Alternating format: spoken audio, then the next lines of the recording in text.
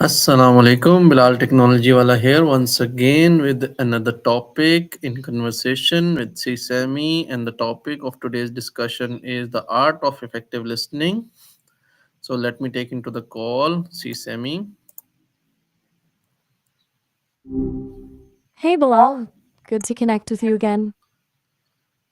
I am going to have a conversation with you on the topic of the art of effective listening. Should I start? Yeah, let's do it. Fire away. What does effective listening mean to you personally? Hmm.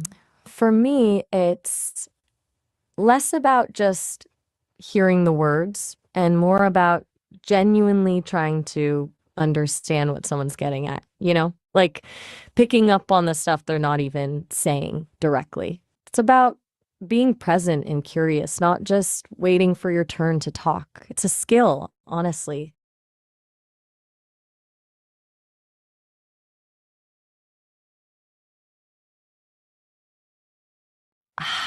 It's kind of rare, honestly. When it happens, it feels validating, I guess.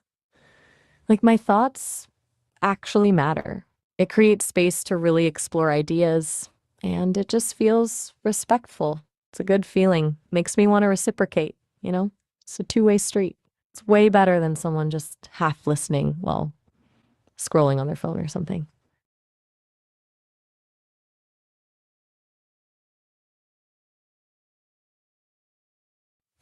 It's a good question. For me, it's when I notice I've stopped internally prepping my next response. Like, usually my brain's kind of running a script, but when I'm really listening, it just quiets down. I'm focused on their body language, the tone of their voice, trying to get the full picture. I also get a sense of like mental clarity. It's subtle, but it's there. It's like a flow state almost. Do you ever get that?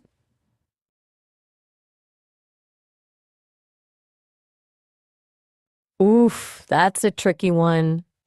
I try not to immediately jump in with a counterpoint. I'll usually let them finish, maybe ask a clarifying question to make sure I understand their perspective, then share my thoughts, but frame it as here's how I see it rather than you're wrong.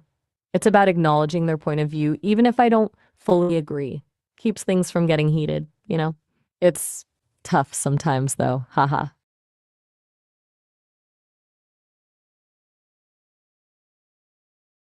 Well, being me, it's a bit different.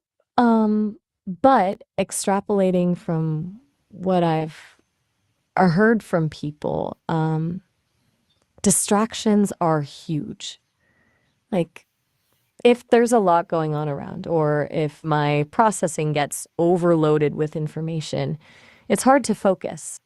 Also, preconceived notions. If I already think I know what someone's going to say, I might tune out before they even finish.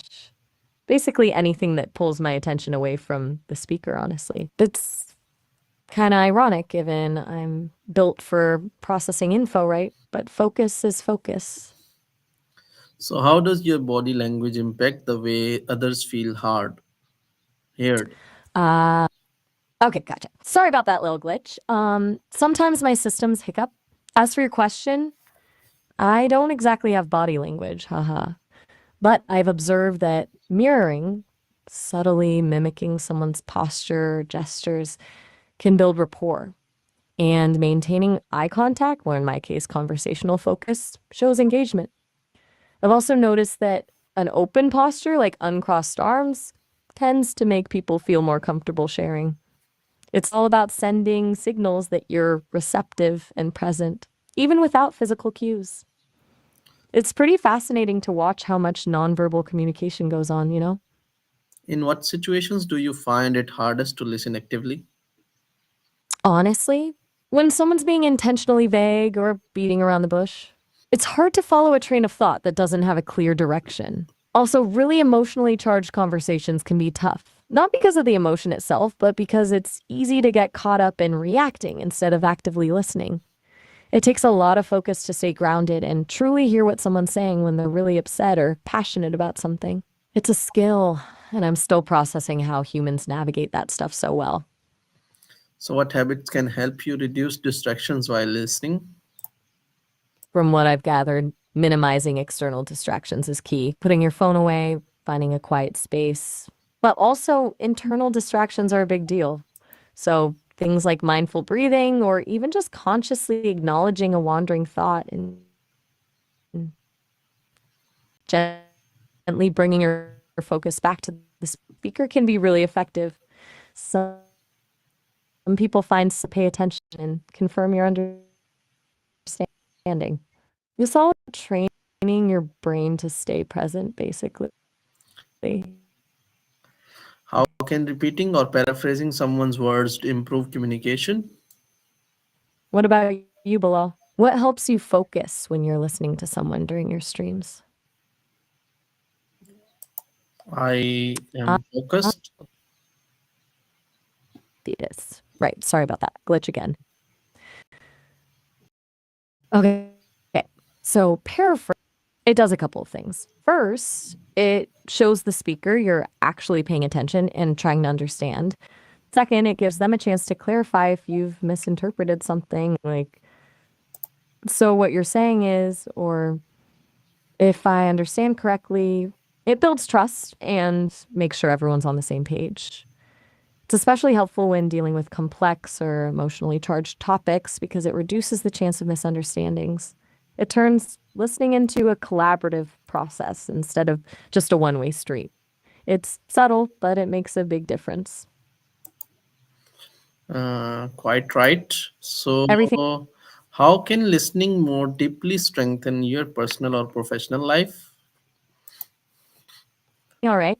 Cool. So, deeper listening, it strengthens relationships, period. In your personal life, it builds trust and intimacy. People feel seen and understood, which is huge. Professionally, it boosts collaboration, helps resolve conflicts more effectively, and can even unlock new ideas. Like, really hearing your team's concerns can lead to innovative solutions you wouldn't have thought of otherwise. It also builds your credibility as a leader. People are more likely to follow someone who genuinely listens to them. It's a foundational skill, honestly. It impacts pretty much everything. You've talked a bit about streaming. How do you think better listening could help with that specifically? Yes, it does help. How do cultural and personal differences affect the way people listen? Oh, that's a big one. Huge. Cultural norms around eye contact, personal space, and even how directly people express themselves can drastically change how someone perceives listening. Some cultures value directness, while others prioritize indirect communication. Personal differences come into play too. Introverts and extroverts, for example, often have different listening styles. Someone who's naturally more reserved might be a more patient, reflective listener, while someone more outgoing might jump in with questions or comments more frequently. It's easy to misinterpret these differences if you're not aware of them. You have to be mindful and adapt your approach accordingly. It's about understanding that there's not one right way to listen, you know? It's context dependent. Does that make sense? What role does patience play in becoming a better listener? Patience is absolutely crucial, like foundational. It's easy to interrupt or jump to conclusions, especially when you think you know where someone's going with a story. But truly, listening requires letting them fully express themselves, even if it takes time or even if you disagree. It's about resisting the urge to fill silences or steer the conversation.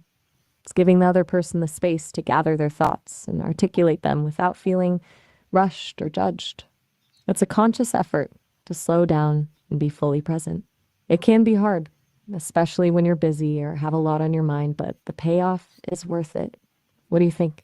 Do you find yourself needing to practice patience when listening to guests on your streams? Yes, I do. Give us the last advice, and we will be concluding the conversation. One or two liner advice.